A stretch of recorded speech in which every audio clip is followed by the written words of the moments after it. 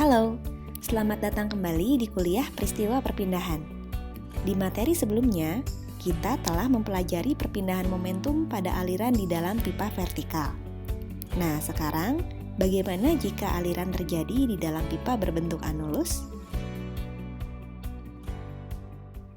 Mari kita review dulu beberapa poin dari kasus-kasus sebelumnya. Secara umum, tujuan dari penyelesaian kasus perpindahan momentum adalah supaya kita bisa memperoleh profil kecepatan aliran. Jika kita ingat-ingat, ada tahapan strategi yang cenderung berulang. Pertama, menentukan shell alias kontrol volume. Kedua, menyusun neraca momentum yang nantinya dapat disusun ulang menjadi sebuah persamaan diferensial dari fluks momentum. Selanjutnya, kita bisa mencari fungsi tau terhadap posisi yang nantinya diintegrasi sehingga kita bisa mendapatkan persamaan laju alir terhadap posisi. Nah, setelah mendapatkan persamaan laju alir, kita bisa memperoleh informasi-informasi tambahan seperti kecepatan maksimum, kecepatan rata-rata, dan lain sebagainya. Nah, sekarang mari kita tinjau kasus pipa anulus. Pipa anulus adalah sebuah pipa yang terdiri dari silinder dalam dan silinder luar.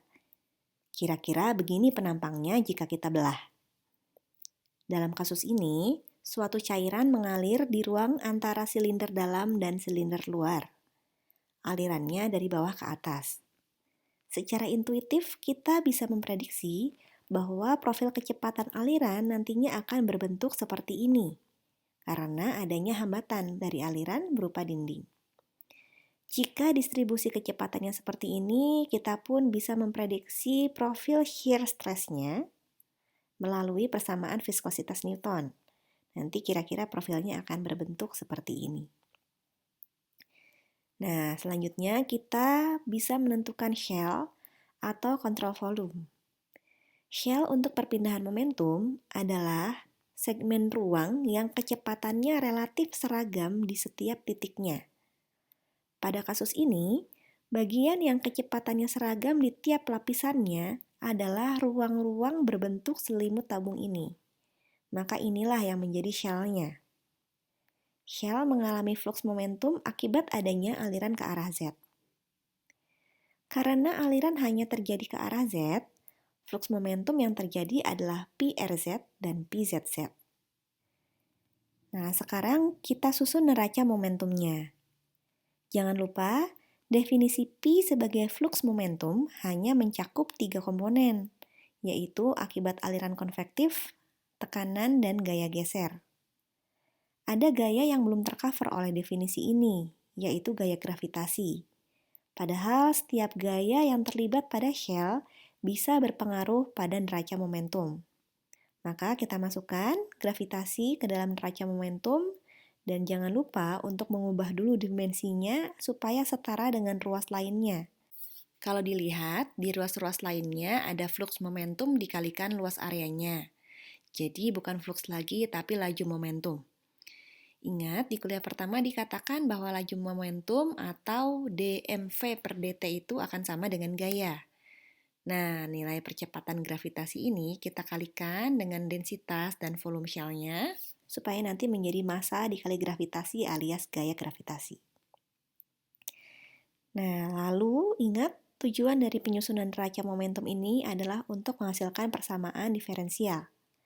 Triknya adalah dengan menyusun ulang persamaan ini sambil dibagi dengan konstanta dari besaran ruang.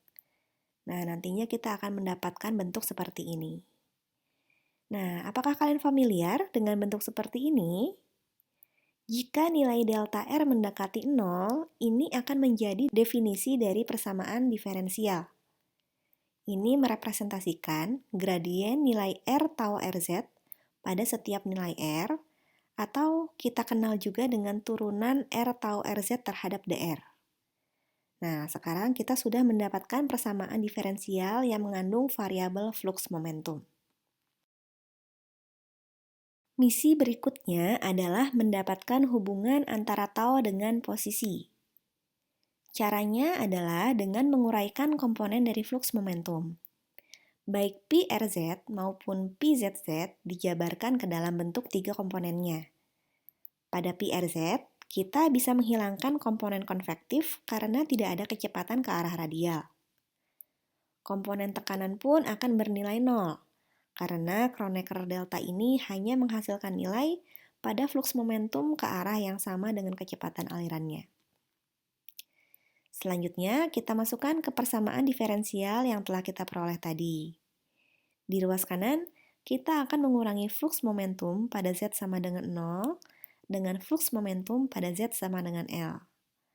Kita lihat ada beberapa komponen yang sama antara dua titik ini. Nilai Vz di bagian bawah pipa akan sama dengan bagian atasnya, sehingga kedua nilai ini akan saling menghilangkan. Begitu juga dengan nilai tau Zz, karena tidak ada perbedaan nilai Vz terhadap Z. Lalu bagaimana dengan tekanan? Nah, fluida bisa mengalir dari bagian bawah ke atas pipa tentunya karena ada beda tekan. Misalnya karena didorong oleh pompa. Sehingga tekanan antara dua titik ini berbeda dan tidak bisa saling menghilangkan nilainya. Nah, sekarang persamaan jadi lebih sederhana. Persamaan ini masih bisa dibuat lebih ringkas dengan mendefinisikan modified pressure, sehingga ruas rho G ini melebur ke ruas di sampingnya. Nah, sekarang kita integralkan, dan kita akan memperoleh hubungan tau Rz terhadap R. Namun persamaan ini belum final karena ada nilai konstanta yang belum diketahui. Cara mengetahuinya adalah dengan menggunakan informasi yang kita punya mengenai nilai tau Rz di posisi tertentu, alias penggunaan syarat batas. Pada kasus aliran di pipa vertikal, nilai C1 per R ini bisa diketahui dengan fakta bahwa pada R sama dengan 0, nilai tau Rz adalah tidak tak hingga. Sehingga disimpulkan bahwa C1 itu bernilai 0. Itu pada kasus aliran di pipa vertikal yang bukan anulus. Nah, dalam kasus ini, dalam kasus pipa anulus, R sama dengan 0 bukanlah area perpindahan momentum yang kita tinjau. Sehingga tidak ada informasi yang relevan dengan tau Rz di fluida pada R sama dengan 0. Yang bisa kita ketahui adalah, pada suatu nilai R, kecepatan Vz akan maksimum, sehingga nilai taunya adalah 0. Kita tidak tahu di mana posisi Vz maksimum ini. Namun kita sebut saja nilai radius yang menghasilkan nilai Vz maksimum tersebut adalah lambda R. Dengan menggunakan informasi bahwa nilai tau Rz adalah 0 pada radius lambda R, kita bisa mengetahui nilai C1. Namun perlu kita catat juga bahwa persamaan tau Rz ini sekarang masih mengandung variabel lambda yang nilainya belum terdefinisikan.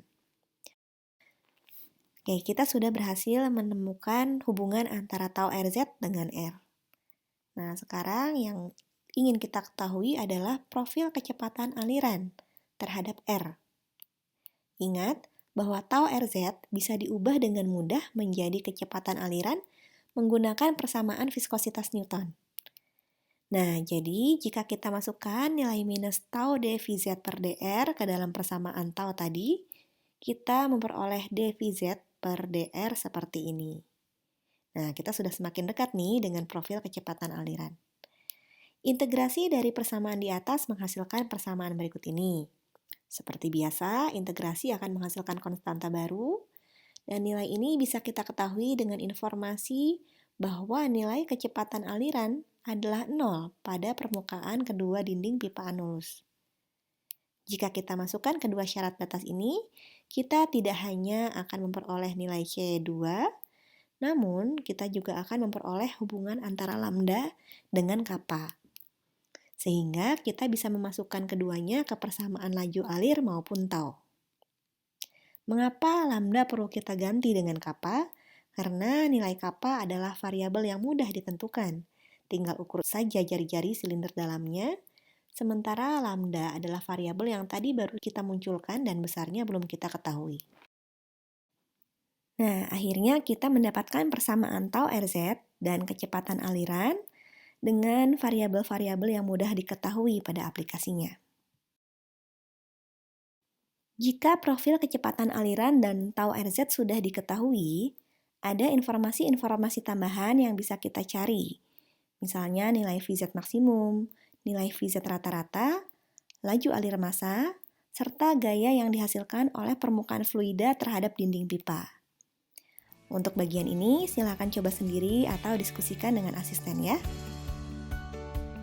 Oke, sekian pembahasan kita mengenai perpindahan momentum pada aliran dalam pipa anulus. Sampai jumpa lagi di materi berikutnya.